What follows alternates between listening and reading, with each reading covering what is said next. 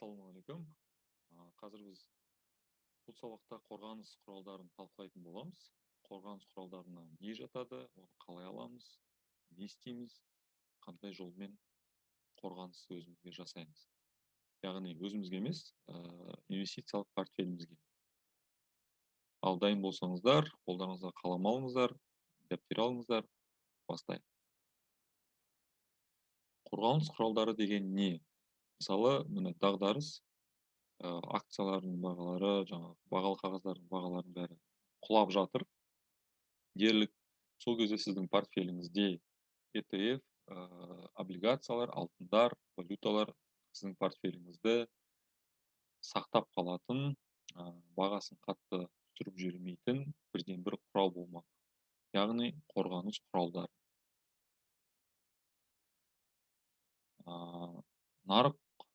Нарық құлаған кезде немесе әлемдік дағдарыс кезінде сіздің инвестициялық портфеліңіздің қорғанысы осы жоғарыдағы аталған активтер болмақ.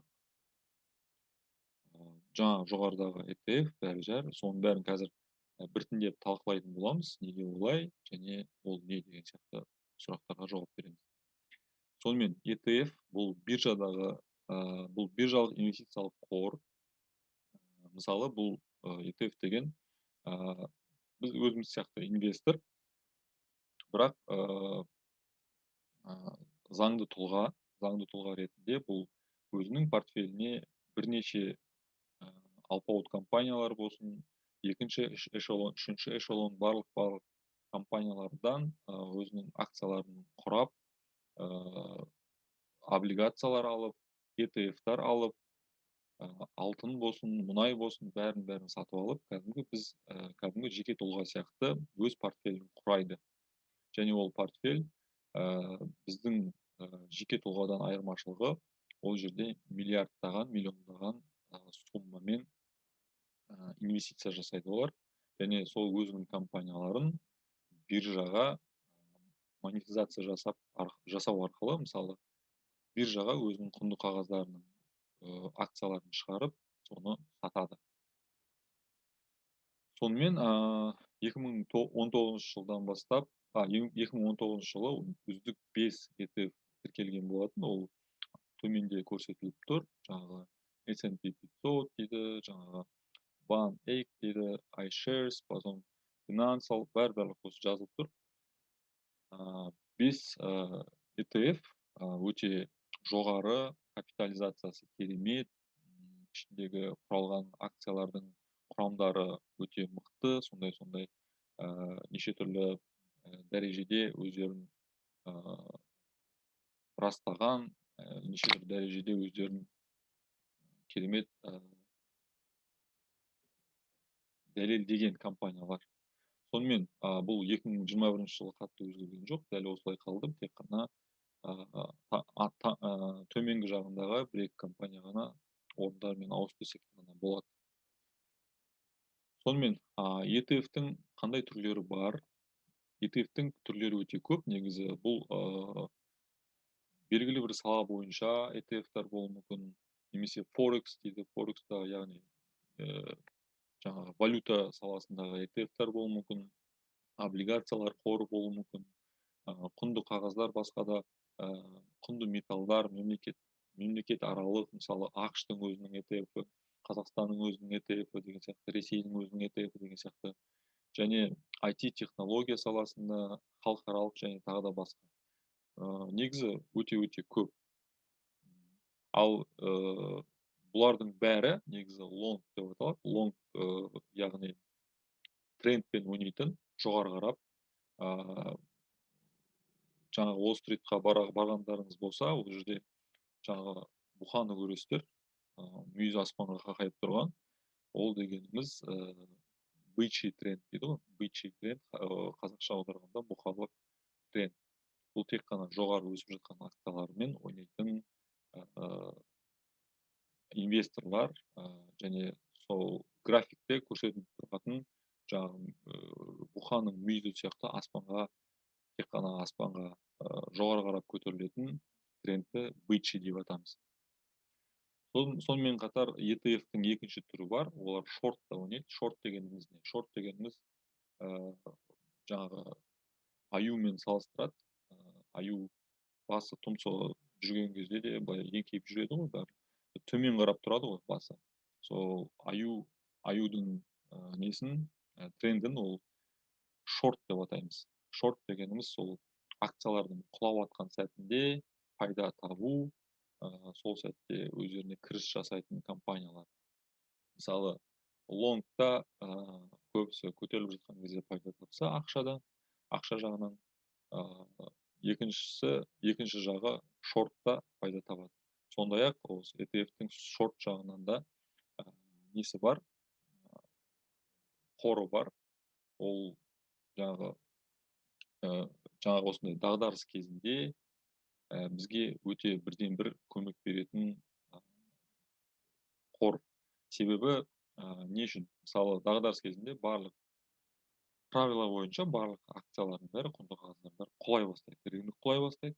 Сол кезде бұл шорттық компаниялар сату арқылы кіріс алып, құлап жатқан кезде кіріс алып, құлаған кезде сатып алады, құлайтын кезде сатып жібереді, құлаған кезде сатып алады, сөйтіп қайтадан көтерілген кезде оны сатап, сонымен сол арқылы керемет баланс ұстайды. Бізге мысалы қорғаныс күшіне не керек? Сол рынок дейді ғой, жаңағы нарық құлаған кезде бізге қорғаныс күші керек. Сол үшін осы қорғаныс күші ретінде осындай шорттық ETF компанияларды қарастырсақ болады.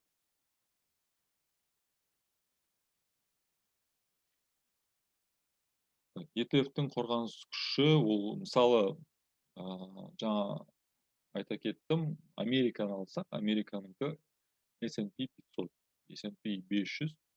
Оны компанияның сіз S&P 500-дің несін акциясын алсаңыз, Американың экономикасының бір бөлігін сатып алды деген сөз.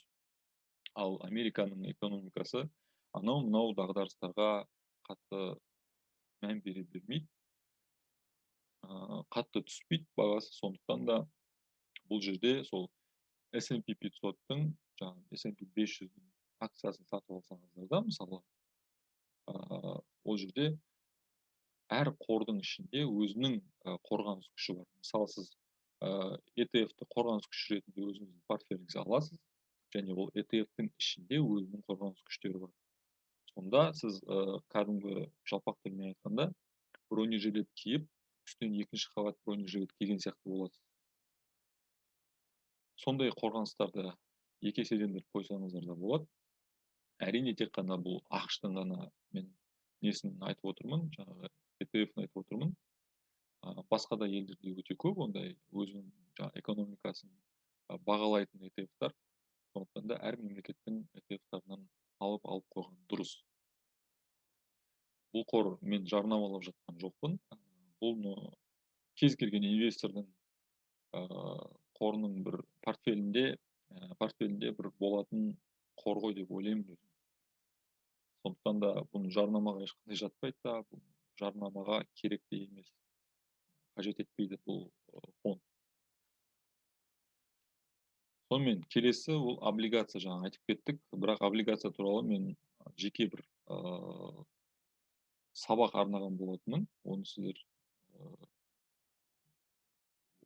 жаңағы осы сабақта өттіңіздер, немесе өтесіздер. Ол жерде мысалы бұлар жайлы жаңағы биржада сауда-саттықта бұлар онша құламайды, өйткені бұлар облигациялар, өйткені сауда-саттық кезінде бұлар қатты бағаға көтеріліп немесе түспейді. Өйткені бұл жерден облигацияда тек қана бір фиксированный баға, соны сен үстемесін аласың, қарызға бересің деген сияқты. Сол сияқты бұл сізге бір қандай нарық құлап жатса да, нарық қайтадан көтеріліп жатса да, бұған келіп кетер оның ешқандай қиындығы жоқ. Сондықтан да бұл жерде бәрі фиксированный болғаннан кейін бұл сіздің қорғаныс құралыңыз ретінде бола алады. Және үшінші ол алтын қорғаныс күші. Негізі ата-бабаларымыз бұрыннан бастап бұл алтынды жоғары бағалаған, атағын жоғары ұстаған. Сол себепті бұлар дағдарыстың кезінде алтынның бағасы құлаудың орнына қайта көтеріле бастайды. Биржада бағасы қатты құламайды, сосын мысалы биржада сауда-саттық кезінде бір түссе екі рет көтерілетіндей сондай мысалы бір күн емес, бірнеше бір уақыт алсаңыз, бір түссе бірнеше рет көтерілетін сондай өзінің нелері бар, жолдары бар, өздері көтеріліп солай ешқашан жоғалтпайды өзінің құндылығын. Сондықтан да олар көптеген мемлекеттер өздерінің резерв қорында мысалы осы алтынды көп ұстайды. Және тіпті мемлекеттердің бәрі өзінің алтындық қорымен жарысады деуге болады. Алтындық қорғаныс үшін мысалы алтындық қорғанысты қалай өзімізге аламыз? Банктен құймасын сатып алуға болады. Және оны құймасын сатып алғаннан кейін үйіңізде оны ұстап отыру қиын шығар деп ойлаймын. Өйткені сейфке саласыз, оны ойланып жүресіз, ойбай қашан ол жаққа шығуға да қорқасыз мысалы. Сондықтан да негізі бұл қалай айтуға болады, бір варианттары ғой негізі. Банктан құймасын сатып алуға болады. Сосын қымбат металдардан жасалған инвестициялық монеталар. Өздеріңіз көрген шығарсыздар, Абай Құнанбаевтың 150 жылдығы деген сияқты, Қазақстанның 30 жылдығы деген сияқты сондай монеталар, құймалар шығып жатады, иә. Оны бір-бірімізге сыйлықта жасап жатқан боларсыздар, өздеріңіз білетін шығарсыздар, сыйлық болған шығар, немесе біреулеріңізде бар шығар ондай. Ол да сол негізі осындай активтің бірі болады. Содан кейін ақшаны алтын ETF-ке салу. Алтындардың өздерінің ETF-і бар. Бүкіл компаниялардың акцияларын, алтынмен айналысатын компаниялардың акциясының құрамасы. Соның акциясын алуға болады. Немесе ақшаны алтын шығаратын компанияның өзіне тікелей акциясын сатып алу арқылы сіз қорғаныс жасай аласыз. Сонымен валютаның қорғаныс күші, келесі ол валюта. Бізде валютаның өзі негізі активке жатпайды, бірақ оны бағалы қағаз сатып алу арқылы активке айналдыруға болады. Ол қалай? Ол былай. Ол еврооблигация деген бар. Бұрыннан бері қолданысқа ие. Шетел валютасының номиналдарын, облигацияларын евромен, доллармен эмитент компанияларының ағымдағы қызметі мен жаңа жобаларын қаржыландыру үшін облигациялар шығарады. Еврооблигациялар корпоративті және мемлекеттік болып табылады. Ұзақ уақыт бойы еврооблигациялар инвестициялау құралы ретінде банктер мен заңды тұлғаларға ғана берілетін болатын. Ал қазір енді оны кез келген жеке тұлға өзіне қалтасында $1000 болса, осы еврооблигацияны сатып ала алады. Ол қалай жұмыс істейді? Жаңа жоғарыда атап өткендей, үлкен европалық, америкалық және біздің Қазақстанда да болуы мүмкін, Ресей Федерациясында да болуы мүмкін. Соларда өздерінің облигацияларын валюта ретінде шығарады. Сол валюта ретінде шығарған кезде ғана оны сіз минимальный, ең төменгі бағасы $1000. $1000-мен бір лотты сатып алу арқылы сіз өзіңіздің ақшаңызды көбейтіп қана қоймай, оны сақтауға да осылай жолы бар. Сатып аласыз, үстемесін аласыз, және инфляцияға қарсы оның үстіне үстемесі де жақсы береді. Инвестордың кірісі екі көрсеткіштен тұрады. Бұл облигацияларды сатып алу, сату бағасы және облигацияларды ұстау кезінде жинақтаған купонның кірістік суммасы арасындағы айырма. Тура жаңа облигация сияқты. Облигацияны сабағында осының бәрі айтылған. Дәл солай бұл жерде де. Бірақ валюталық номинация ретінде. Сонымен қорғаныс құралымен қалай жұмыс істейміз? Бұл не үшін мысалы қорғаныс сізге құрал бола алады? Бәрін атап өттік, және қосымша дағдарыс кезінде сатамыз. Мысалы дағдарыс кезінде бәрі құлап жатса, сіз барлық өзіңіздің қорғаныс құралдарыңызды сатасыз да, өйткені ол кезде қорғаныс құралдарыңыз көтеріліп жатады. Көтеріліп жатқан кезде сіз оларды сатып жіберіп, содан түскен ақшаға құлап жатқан акцияларды сатып аласыз. Құлап жатқан акциялар ертең өскен кезде, оны қайта жартылай сатып жіберіп, жаңағы бұрынғы сіздің портфеліңіздегі ETF-тар болсын, облигациялар болсын, алтындар болсын, валюталар болсын, соны қайтадан сол ақшаға қайтарып аласыз. Сонда сізде ұтыс бұл жерде үстінен түскен табыс немесе акцияңызды, құнды қағаздарыңызды көбейту. Сондықтан да бұл қорғаныс ретінде сізге керемет көмек береді, және де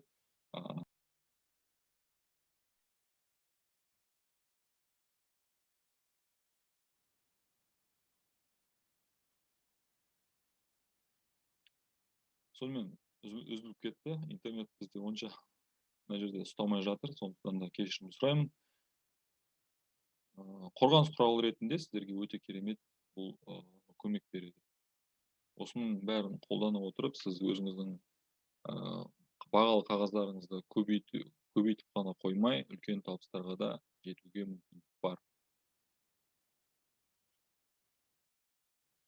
Сонымен бұл сабақ слайдтар бітті. Тағы да айта кететінім, қорғаныс құралдарыңызды көбінесе негізі қорғаныс құралдар сізде 30%, 35% орын алу керек деп ойлаймын өзім. Қанша, мысалы, портфеліңізде қанша пайыз болу керек? 35-30%. Жаңа мен біраз портфельдерді бөліп айттым. Менің өзімнің ұстанатын жолым осы. 30-35%-дай портфельді мен қорғаныс құралы ретінде ұстаймын да, қалғандарын тікелей кіріске, үлкен тәуекелмен жұмыс істеп жатырмын. Сондықтан да бұл тек қана менің өзімнің ойым, өзімнің пікірім және өзімнің тәуекелім. Мені қайталаудың қажеті жоқ. Тек қана осы портфельдердің ішінен өзіңізді іріктеп, қайсы дұрыс, қайсысын бәсеңдетесіз, қайсысын көтересіз, соны өзіңіз дұрыстап реттеп алсаңыз, сөйтіп жақсы портфель ашып алсаңыз, нұр үстіне нұр болады, кіріс жақсы болады. Ал тек қана мен өзімнің ақшамды тек қана жинап қана қойып, бір стабильно дейді ғой, стабильно жақсы кіріс тауып отырамын десеңіз, онда сіздің портфеліңіз сол зейнеткерлік портфель деп аталатын жаңағы консервативті портфель болу керек. Сонымен барлықтарыңызға рахмет.